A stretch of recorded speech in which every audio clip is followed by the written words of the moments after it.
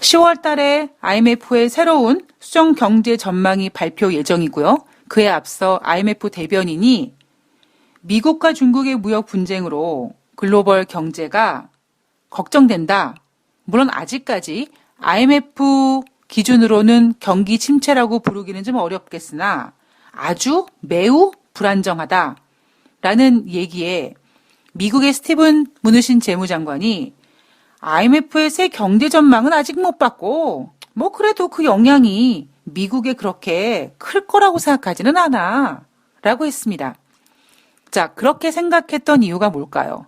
우선 첫 번째, 이날 발표된 경제 지표가 좋았습니다. 예, 사실 이날만 좋았던 건 아니죠. 이날 어떤 지표가 발표됐냐면 8월 달 미국의 소매 판매가 발표가 됐습니다. 전월 대비 0.4% 증가했고요. 월가에서는 0.2% 증가를 예상했으나 월가 예상보다 잘 나왔습니다. 거기에다가 사실 지금 미국이 이렇게 소비가 좋다 이런 얘기는 이날 나온 게 아니라 이미 한 달 전부터 나왔죠. 한 달 전에 7월 달 소매 판매가 6월 대비 0.7% 증가했다라는 경제 지표를 확인했고요. 그 이후에 이런 얘기도 나왔습니다. 미국의 소매 업체들의 실적이 좋다. 미국 살아있다. 미국은 소비국가인데 지금 경제가 안 좋은 게 아니다. 이렇게 소비가 잘 되는데 소매 판매 지표가 이렇게 좋고 소매 업체들의 실적이 좋은데 이렇게 얘기하면서 미국 경제가 좋다라고 얘기했습니다. 자, 한 달 전부터 이런 분위기가 만들어졌고요. 하물며 이날 8월 소매 판매가 7월 대비 0.4% 증가했다고 하면서 7월 달 소매 판매를 기존에 0.7% 증가했어요 라고 했는데 아이고 다시 계산기를 두들겨 봤더니 0.8%씩이나 나왔네요 라고 하면서 소매 판매 7월 달 지표를 상향 조정합니다. 자, 거기에다가 9월 달 미시간대 소비자 태도 지수가 7월 달에 98.4가 나왔다가 8월 달에 89.8로 앞자리수가 바뀌었었습니다. 그러다가 다시 9월 달에 92.0이 나옵니다. 스티븐 무누신 재무장관이 뭐 IMF에서 실적 발표를 어떻게 내는지 모르겠는데 우리 미국이랑은 상관없는 얘기야 라고 얘기할 수밖에 없는 경제지표겠죠. 그러나 미쓰리가 여기에 딴지를 거는 건 딱 한 가지입니다. 그게 뭐냐면 바로 현금보다 더 위대한 신용카드 때문에. 미국 국민들이 현금 가지고 물건 사는 사람이 얼마나 있겠습니까? 지금 현재. 그죠? 그러면 제가 앞서서 제 이야기를 해드리면서 계속 힘들 것 같으면 저는 절대 지갑을 열지 않죠. 미용실에 왜 갑니까? 미용실에 가서 머리를 하고 누구를 보여주겠다고. 화장품을 왜 사겠습니까? 예, 구두를 왜 사고요? 돈을 쓸 일이 없죠. 앞으로 계속 이렇게 산다면. 그런데 만약에 그랬던 미쓰리가 어느 날 방송국에서 아이고 방송합시다. 출연해 주십시오. 라고 얘기하면 아, 이제 내가 일을 하게 되는구나. 돈을 벌겠구나. 비록 한 방송국이기 때문에 출연료가 적지만 그래도 그 방송국과 열심히 일하면 그 방송 시간이 늘어나든지 다른 방송을 또 출연하든지 이렇게 계속 좋아지겠구나 라는 생각이 드는 순간 지금 내 현재 상황에서 수입이 늘어난 게 아니에요. 방송국에서 먼저 출연료를 지급하지 않습니다. 방송을 한 다음에 한 달 뒤에 정산해 준단 말이에요. 그러나 당장 내가 돈이 없지만 앞으로 돈을 벌 수 있을 거라는 희망이 보이니까 그 얘기는 바꿔 말해 앞으로 경제가 좋아져서 내가 지금은 어렵지만 앞으로 경제가 좋아지면 나도 돈을 벌 거라는 희망이 생기는 순간 지갑을 열게 되죠. 근데 지갑에는 돈이 없어요. 현금이 없단 말이에요. 그럼 뭐 합니까? 예, 신용카드. 어차피 지금 긁어서 할부하면 되고 할부 긁으면 내가 나중에 출연료를 받고 그때쯤 되면 내가 출연료 받아서 충분히 갚을 수 있으니까 쓰자. 이거거든요. 이게 여러분 저만 이렇게 생각하는 건 아니잖아요. 그죠? 여러분들도 다 그렇게 생각하지 않습니까? 여러분들이 앞으로 뭐 좋은 일이 생길 거라고 하는데, 그래, 앞으로 좋은 일이 생길 거래, 좋은 일이 생길 때까지 나는 절대로 지갑을 안 열 거야. 그러겠습니까? 하다못해, 하물며 우리나라 사람들은 뭐 승진을 했어요. 뭐 취업을 했어요. 그럼 당장 뭐 합니까? 야, 한떡 쏴. 이럽니다. 취업을 해서 월급을 받은 것도 아니고, 승진을 해서, 승진으로 인해서 뭔가 그 수혜를 받은 월급이 늘어났다든가 뭐 이런 것도 아니고, 그냥 취직했어. 승진했어. 라는 그 현재 기준으로 한떡 쏴? 라고 돈 쓰게 만들잖아요. 그게 사람의 심리거든요. 그래서 저는 미국의 지금 이런 소매 판매라든가 어떤 소비자 태도 지수 이런 지표들이 잘 나오는 이유는 7월 달부터 미국이 완전히 금리 인하로 선회하고 여러분 7월 달에 어땠습니까? 금리 인하 그냥 하는 게 아니에요. 50 해야 된다는 얘기도 있었고요. 계속 해야 된다는 얘기도 있었고요. 즉 금리를 인하하는구나. 금리 인하하면 경기가 좋아지겠지. 왜냐하면 금리를 인하하는 이유가 경기를 좋게 하기 위해서니까. 여기에 그 누구도 의심하지 않고 그래, 돈을 풀면 경기가 좋아질 거야. 그러면 내가 지금 힘들어도 나는 앞으로 돈을 많이 벌 거야. 그러니까 일단 내가 필요한 건 사자. 그리고 우리는 이거를 2008년도에 경험했거든요. 2008년도에 미국의 금융위기 때 미국이 2014년까지 초저금리를 유지하겠다라고 얘기하면서 돈을 푸는 순간 경제지표가 회복됐고 그리고 그 유동성이 2018년 1월 달에 증시를 고공행진을 만들고 모든 경제지표들이 정점을 이룰 수 있을 만큼 정말 이런 호황이 또 있을까라고 싶을 정도로 경기를 좋게 만든 걸 우리가 경험해 봤기 때문에 지금 연준이 혹은 글로벌 이런 중앙은행들이 돈을 푸는 것에 대해서 돈을 지금 풀어서 당장 어떤 효과가 있기 전에 돈을 풀었고 돈을 풀 것이고 좋아질 것이고 라는 미래를 지금 담보 잡아서 지갑을 먼저 여는 거죠. 그래서 제가 그랬죠. 소매 판매뿐만 아니라 이런 소비자 심리지수 같은 것들이 먼저 움직일 것이고 그리고 또 뭐가 움직입니까? 이제 분명히 보세요. 내구재 주문이 움직입니다. 내구재 주문이 뭐냐면 우리가 소매 판매 같은 거는 뭐 당장 내가 뭐 볼펜을 하나 사든 빵을 하나 사 먹든 뭐 이런 거라면 이런 것들이 뭐 소비자 물가지수 이런 거라면 내구재 주문은 가만히 있어봐. 내가 매트릭스가 너무 오래됐는데 매트릭스 이거 좀 바꿀까? 근데 지금 돈도 없고 앞으로 경제도 안 좋아질 것 같고 수입도 없는 상태에서 매트리스를 어떻게 바꿉니까? 그죠? 그럼 뭐 그냥 매트리스 그냥 대충 그냥 위에다가 그냥 이렇게 그냥 이불 덮고 그냥 깔고 자면 되지 뭐 그냥 버티자. 이게 되는데 앞으로 경제가 좋아질 거야 라는 기대가 실리면 그래 뭐 바꿔보지 뭐. 이래서 이러한 기대 심리가 소매 판매 지표를 잘 나오게 할 거고요. 잘 나오게 하고 있고요. 소비자 심리 지표를 건드리고 있고요. 이제 이 심리가 내구재 주문 지표까지 이제 증가시킬 겁니다. 그러다가 이제 도매 재고까지 증가시키겠죠. 왜? 물건이 잘 팔릴 거니까 재고를 많이 확보해 놔야지. 그래서 기업재가 이 도매 재고도 아마 증가될 겁니다. 그러나 이거는 제가 우려하는 건 뭐냐면 배고픈 기아를 살리는 그런 즐거움이 아니라 매일 스테이크를 먹다가 이제는 한우 스테이크가 아니라 삼겹살을 먹어야 될 것 같은데 삼겹살 먹기는 싫고 이미 스테이크의 맛이 길들여져 있기 때문에 삼겹살은 먹기가 싫고 어떻게 하지라고 했는데 지금 여전히 스테이크를 먹고 있는데 괜찮아. 계속 스테이크 먹을 수 있을 것 같아. 어떤 이런 안도감이거든요. 자, 미국의 경제지표 어쨌든지 간에 소매 판매, 소비자 태도 지수가 잘 나왔습니다. 물론 안 좋은 지표도 있었어요. 8월달 수입 물가가 전월 대비 0.5% 감소했다. 전문가 예상은 0.4% 감소를 예상했으나 전문가 예상보다 더 부진했다. 뭐 이런 지표도 있긴 했습니다. 자, 미국의 어떤 무역전쟁에 대한 양보, 중국이 미국산 제품 16가지 품목에 대해서 추가 관세를 면제해 주기로 했고요. 그리고 대도와 돼지고기, 기타 농산물에 추가 관세를 부과하지 않기로 했습니다. 자, 미국은 2,500억 달러의 30% 관세를 10월 1일부터 부과하기로 했는데 2주 연기해 줬죠.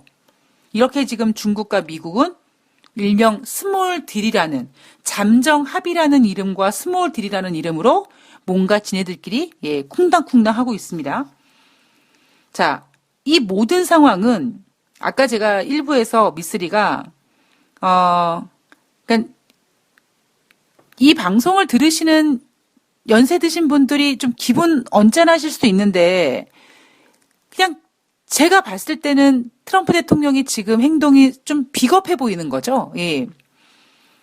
왜냐하면 이 모든 상황은 다 트럼프 대통령 본인에게 유리하게끔 하기 위해서 쓰는 전략 중에 하나일 뿐이고, 그리고 그 전략조차도 뭔가 참신하고 획기적이지 않고, 장기전 준비하고 예쁘게 포장하고 그다음에 뒤로 주고 겉으로는 뭔가 이렇게 제지해 주는 것처럼 하고, 이런 상황이라는 거.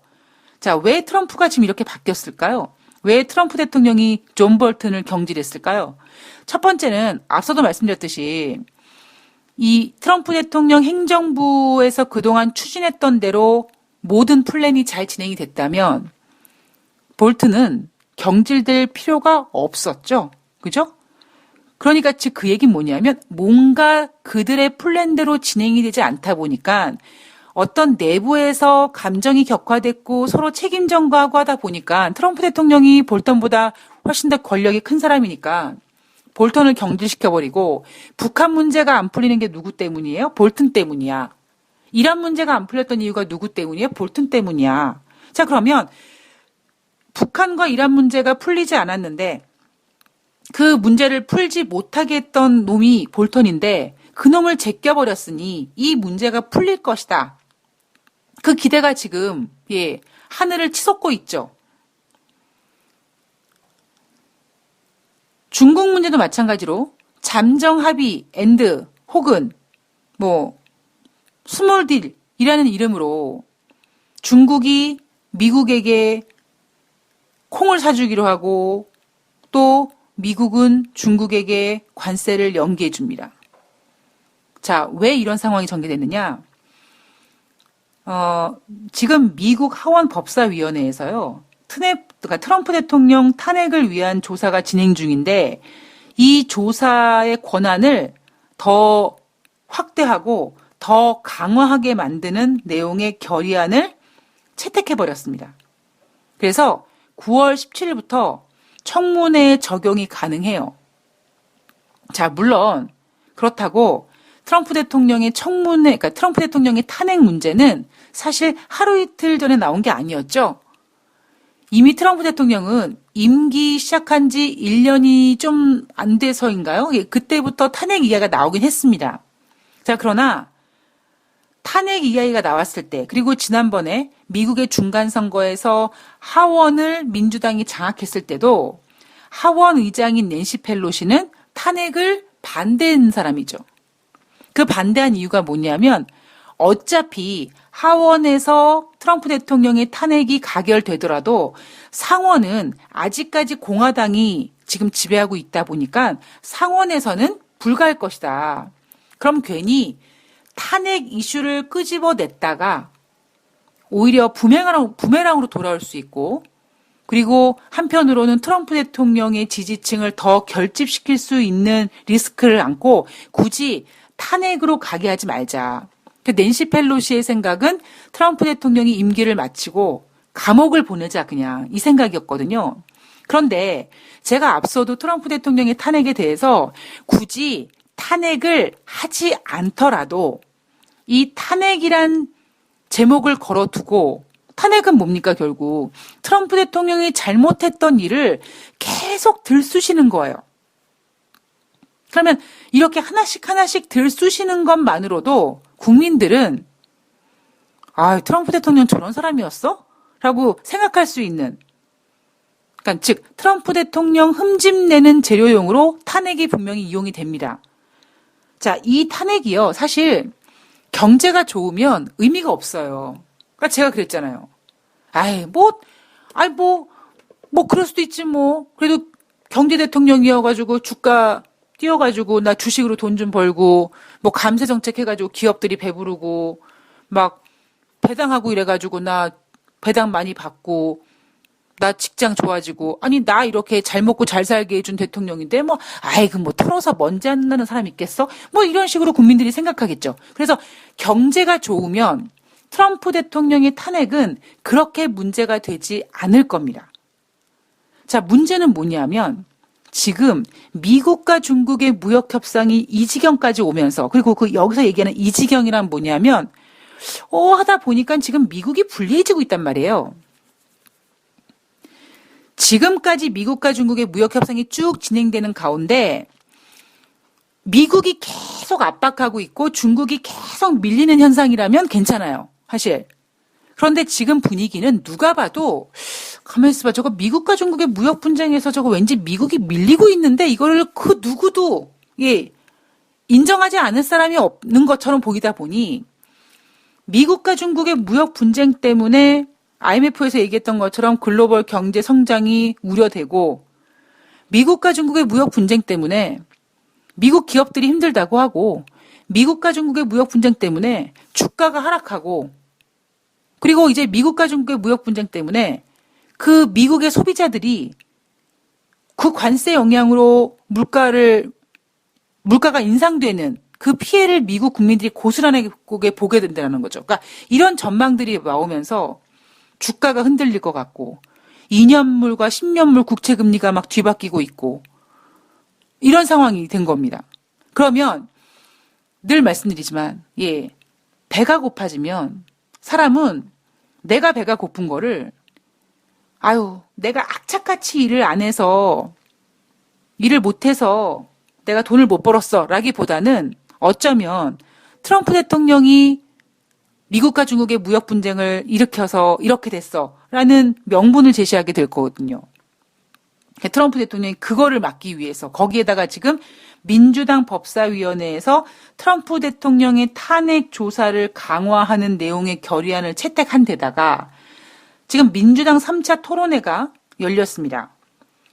지지율 상위 3%에 포함되는 후보 10명, 20명 중에 10명이 걸러졌고요. 지난번에 20명 후보가 10명씩 쪼개서 두 번의 1차, 2차 TV 토론회를 가졌는데 이제는 20명에서 10명이 걸러지고 10명만 3차 TV 토론회를 개최했습니다. 자, 어떤 결과가 나왔냐면 일단 TV 토론을 지켜본 미국 내 시청자 수가 1,000만 명이 돌파한 것 같다. 그러니까 뭐 시청률 높았다 이런 거겠죠? 2차 TV 토론회 시청률을 상회했다고 합니다. 참고로 2차 TV 토론회 때는요. 조 바이든이 포함된 TV 토론회였습니다. 자, 그런데 이번에 3차 TV 토론회에서 조 바이든 후보가 잘했다. 샌더스 의원이 오바마 정부의 헬스케어를 비판했을 때 조 바이든이 살짝 분노의 액션을 취해가면서 조목조목 그거를 잘 방어했고 그리고 또 어떤 후보가 조 바이든 76살이면 너무 나이 든 거 아니에요? 라고 나이 문제를 계속 걸고 넘어진 것이 어쩌면 조 바이든한테 조금 더 우호적이 된 거라는 거죠. 지난번에 예전에 우리 박근혜 대통령이 후보였을 때 이정희 후보가 계속해서 그 TV 토론회에서 나는 박근혜 후보 떨어뜨려 나왔습니다라고 했던 그런 부분이 어떤 면에서는 박근혜 대통령의 지지층을 더 결집시켰던 그런 뭐 효과인지 부작용인지 모르겠습니다만 그런 상황이 벌어졌던 것처럼 오히려 어떤 후보가 조 바이든 나이의 문제를 자꾸 걸고 넘어졌던 부분이 오히려 조 바이든 후보에게 좀 동정의 표? 뭐 내 나이가 어때서 뭐 이렇게 약간 그런 그 조 바이든한테 조금 유리하게 됐던 상황이 전개됐다고 합니다. 자, 트럼프 대통령이 2019년 공화당 하원 의원 연찬에 참석을 했습니다. 여기가 어디였냐면 자신이 쥐가 들끓는 도시라고 비하했던 볼티모어에서 하원 의원 연찬에 참석을 했습니다. 자, 이 볼티모어는 흑인 비율이 60%가 넘는다고 하죠. 자, 이 볼티모어에 참석한 트럼프 대통령이 민주당에 대한 공격을 계속했고요. 그리고 내년에 중산층을 대상으로 해서 감세 정책을 하겠다라고 예고했습니다. 그리고 민주당 TV 토론회, 3차 TV 토론회보다 지금 자기가 진행하고 있는 이 하원 의원 연참회를 더 많은 사람들이, 많은 국민들이 보고 있을 것이다. 즉, 국민들이 민주당은 관심 없다. 오로지 트럼프 나한테 관심이 있다. 자, 그리고 그 볼티모어에서 총기 소유권 유지를 좀 지지하자 사람들이 기립박수를 쳤고, 그리고 4년 더라는 구호를 외쳤다고 합니다. 자, 또 하나, 로이터 통신 보도에 따르면 민주당이 만약에 트럼프 대통령을 밀어내고 백악관을 장악했을 때 중국과의 무역 분쟁이 쉽게 끝나지 않을 것이다. 그럼 어떻게 할 수 있느냐? 지난 3차 TV 토론회 때 여러 가지 문제를 가지고 10명의 후보가 토론을 했는데 이 무역 이슈에 대해서 트럼프 대통령이 지금 진행하고 있는 무역 분쟁, 무역 이런 그 전쟁에 대해서 뭔가 차별화된, 참신한, 획기적인, 뭐 지금 미국과 중국과의 무역 분쟁 말고요, 뭐 다른 식으로 뭔가 이런 게 없었다라는 거죠. 결국 그 얘기는 뭐냐면 트럼프 대통령 말고 다른 민주당 대통령이 되더라도, 민주당이 백악관을 장악하더라도, 민주당 편의 대통령이 장악하더라도 중국과의 무역 분쟁은 뭐 별다른 차이가 없을 것이다. 자, 그러면 여러분께서 만약에 이 이야기를 들으시면, 만약에 여러분이 트럼프인데 그러면 어떻게 하시겠습니까? 미국과 중국의 무역 분쟁, 끌고 가는 거예요. 끌고 가는데 지금 2019년 9월 중순 지금 상태에선 트럼프 대통령이 일단 많이 불리하단 말이에요. 심적으로도 불리하고 상황적으로도 불리합니다. 아니죠. 불리했다라고 과거형을 쓸게요. 당장 법사위원회에서 탄핵 이야기 계속 걸고 넘어가죠. 민주당이 3차 토론회 하면서 민주당의 어떤 그 이제 경선이 이제 가시권으로 들어옵니다. 관심거리로 들어옵니다. 거기에다가 지금 북한 문제 해결 안 되고, 이란 문제 해결 안 되고, 중국 문제 해결이 안 되고, 경기 침체 이야기가 나오는 이 상황 속에서 트럼프 대통령이 지금 돌파구로 뚫은 게 뭐냐면 볼턴을 경질하죠. 그리고 어떤 뭐 중국에다가, 아니 북한에다가 뭐 안전보장에 대한 메시지를 전달합니다. 그리고 북한에서도 9월 하순에 북한과 미국이 만날 것이다. 용의가 있다라고 얘기했고, 올해 내에 미국과 북한이 정상회담 할 수 있느냐라는 것에 대해서 트럼프 대통령이 긍정적인 메시지를 전달했고, 자, 그러자 지금 문재인 대통령이 이번 유엔 총회에 참석해서 트럼프 대통령과 정상회담을 갖죠.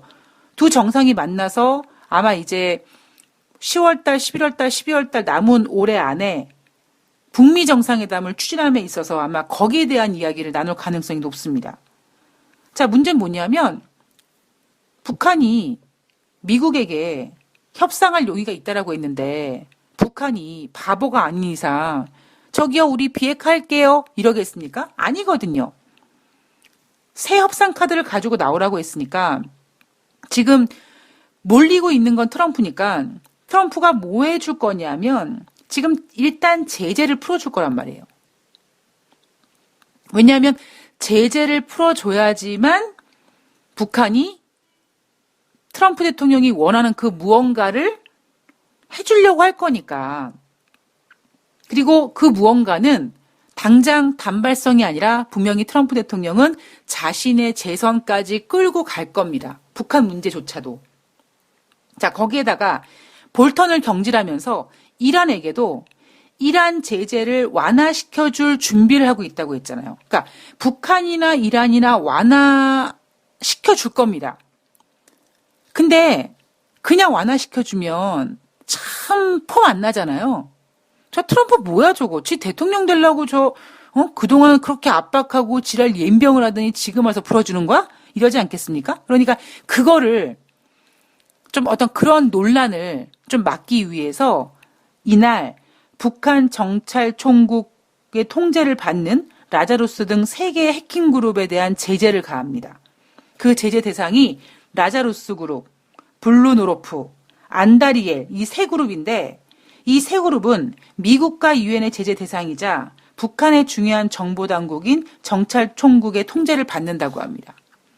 그러니까 결국 미국이 이 3개 해킹 그룹을 제재하는 이유가 뭐냐면 이제 한쪽으로 북한에 무언가를 풀어줄 거기 때문에 그냥 풀어주긴 뭐하니까 우리 이렇게 제재하면서 풀어준다. 이게 뭐예요, 여러분? 이게 지리멸렬이에요. 제가 미국과 중국의 무역 협상도 한쪽으로는 완화하면서 또 한쪽으로 뭔가 또 제재하면서 그런 식으로 계속 시간이 끌 거라고요. 북한 문제도 마찬가지입니다. 한쪽으로 제재하면서 아니 뭐 라자루스 그룹, 뭐 블루노로프, 안다리엘 얘네들 제재하는 게 뭔 의미가 있습니까?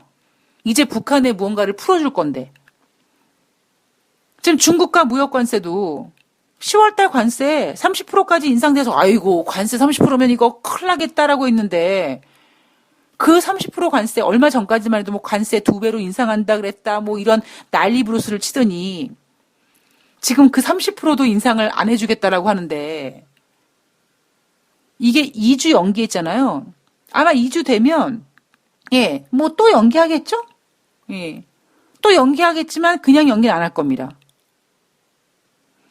2주 뒤에 그러니까 10월 중순이 되면 다시 이제 25%에 30% 인상되느냐 이 문제를 두고 또 트럼프 대통령은 중국에다가 야 우리 이거 좀 사줘 이거 좀 해줘 라는 무언식의 또 어떤 그 요구를 하겠죠. 그런 식으로 한쪽으로는 제재를 하면서 한쪽으로는 풀어주기도 하고 이게 뭐예요? 이게 미쓰리가 표현하는 지리멸렬이에요. 자, 그리고 지금 민주당에서 법사위원회에서 탄핵 추진 조사를 강화하겠다 이 부분에 있어서 트럼프 대통령이 아니 우리나라 역사상 가장 위대한 경제를 만들도록 도와준 대통령을 어떻게 탄핵하느냐. 자기 입으로 이런 얘기를 합니다. 자, 지금 트럼프 대통령이 보여주고 싶은 게 뭐예요? 경제 대통령이에요. 그러니까 지금 트럼프 대통령이 북한 문제나 중국 문제나 이란 문제를 가지고 이렇게 양보하는 이유가 뭐냐면 다 증시를 부양시키고 경제를 좋게 만들기 위해서. 왜냐하면 그래야지만 3분기, 4분기에 미국의 GDP 경제 성장률이 3%대 중반이 나올 수 있거든요. 제가 미국의 2분기 GDP 경제 성장률 2.0% 나오니까 트럼프 대통령 되게 조용하네요 그랬잖아요. 얼마나 고심하겠습니까? 자신은 경제 대통령인데 경제 쪽에서 뭔가를 보여줘야 되는데 지금 2분기 경제 성장률은 2.0밖에 나오지 않았고 2년물, 10년물 국채 금리는 지금 역전된 상태고 경기 침체 얘기 나오고 있고 그러니까 트럼프 대통령이 고심을 했죠. 근데 다행히도 경기 침체 문제가 나오니까 연준이 7월 달에 금리를 인하했고 미국보다 더 경기가 안 좋은 다른 20일이라든가 다른 나라들이 막 돈을 풀고 있습니다. 그러니까 그냥 전체적인 기류가 금리를 인하하는 기류잖아요.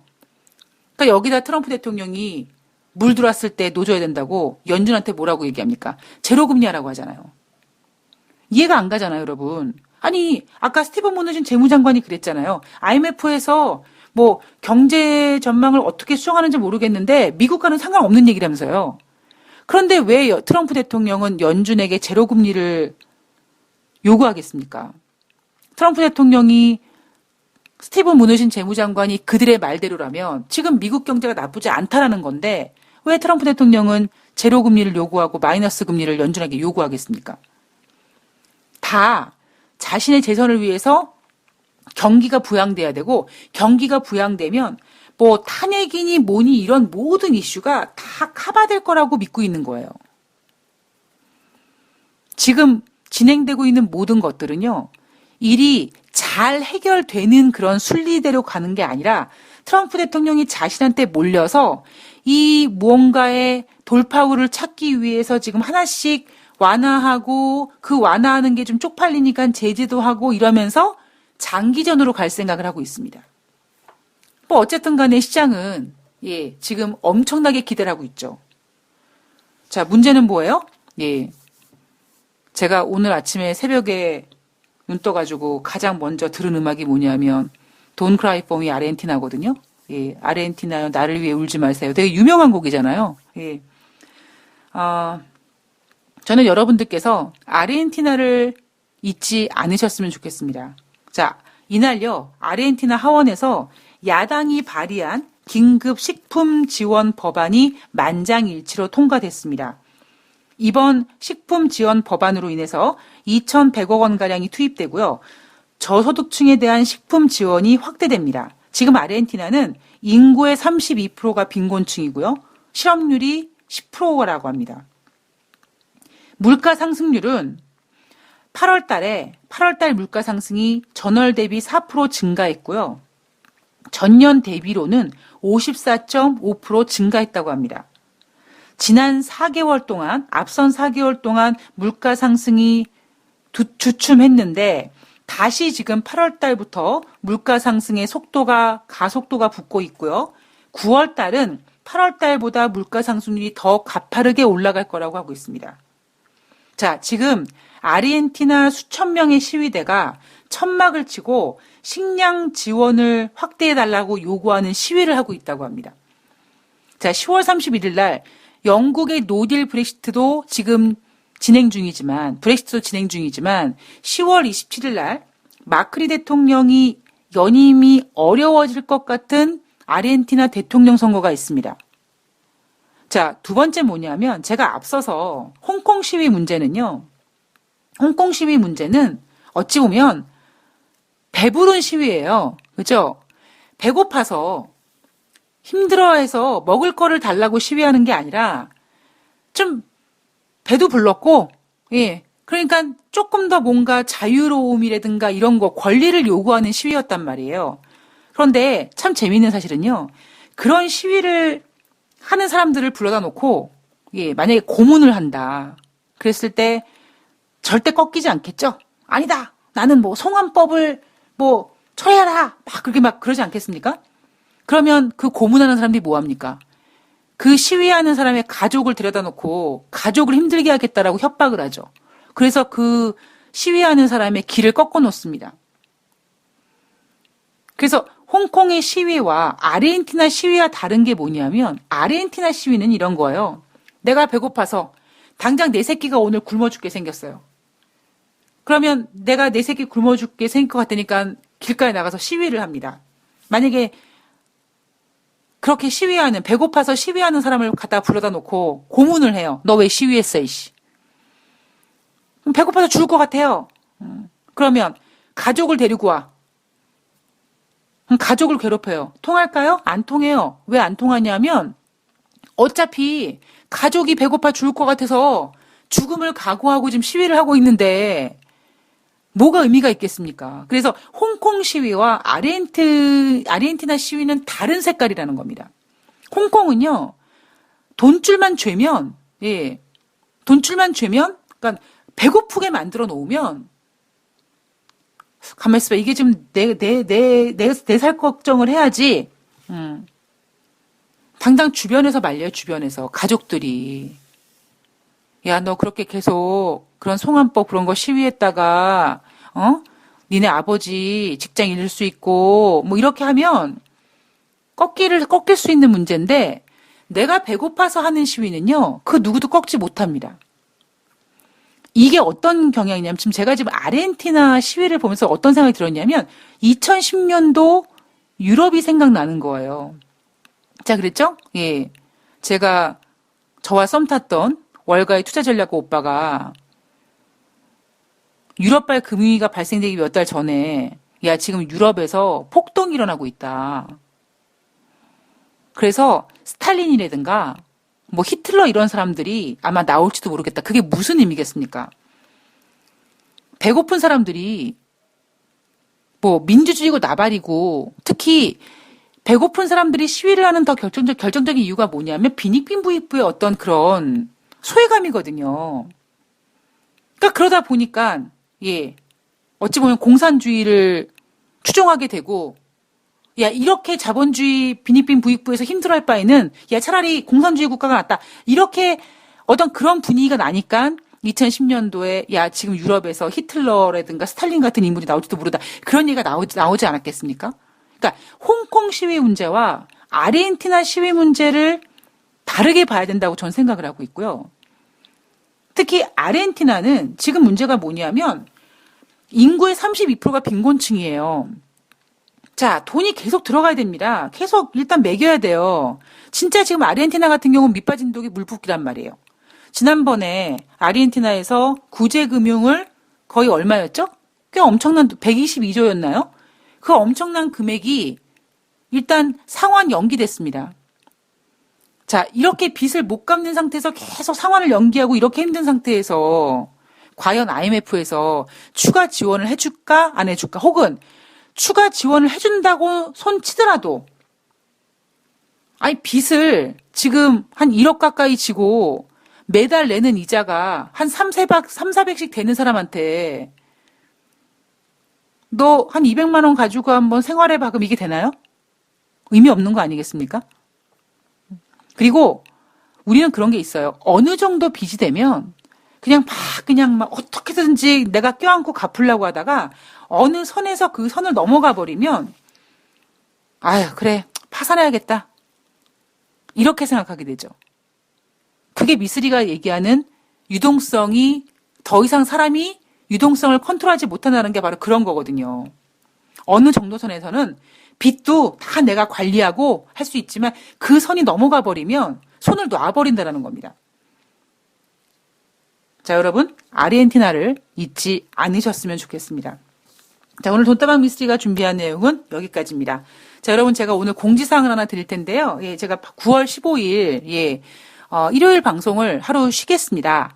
왜냐하면 일단은 제 컨디션도 좀 그렇고요. 그리고 두 번째는 그 연휴 동안에 못 들으신 방송을 좀 이렇게 여유롭게 들으셔야 되는데 계속 제가 방송을 올리면 아유 이거 그동안 못 들었던 거 그냥 다 들어야 되는데 그러면 와 방송 몇 개를 들어야 돼. 그 약간 부담스러워하실까봐 방송 그동안 연휴 동안에 못 들으셨던 분들을 좀 들으실 수 있는 시간을 좀 드리기 위해서 9월 15일 날 방송을 하루도 쉬도록 하겠습니다. 그리고 두 번째는 왜 제가 9월 15일 방송을 쉬느냐? 너무나 아쉽게도 제가 일주일 방송 중에 가장 정성을 다하는 지난주 증시 돌아보기인데 여전히 너무 여러분들의 호응이 없어요. 그러니까 없는 건 아닌데 제 기대에 못 미쳐요. 그래서 제가 요즘에 생각하고 있는 건 일요일 방송 즉 지난주 증시 돌아보기가 별로 도움이 안 되시나 보다. 그럴 바에는 진짜 방송을 좀 쉬고 제가 재충전하는 게 낫지 않을까 요즘 그런 생각을 좀 하고 있거든요. 그래서 일단은 추석 연휴 동안에 못 들으신 방송을 좀 들으시기 위해서 9월 15일 방송은 하루 쉴 거고요. 네, 추후에 일요일 방송을 계속 쉴지 아닐지는 또 방송 또 흐름을 보고 또 제가 다시 공지해 드리도록 하겠습니다.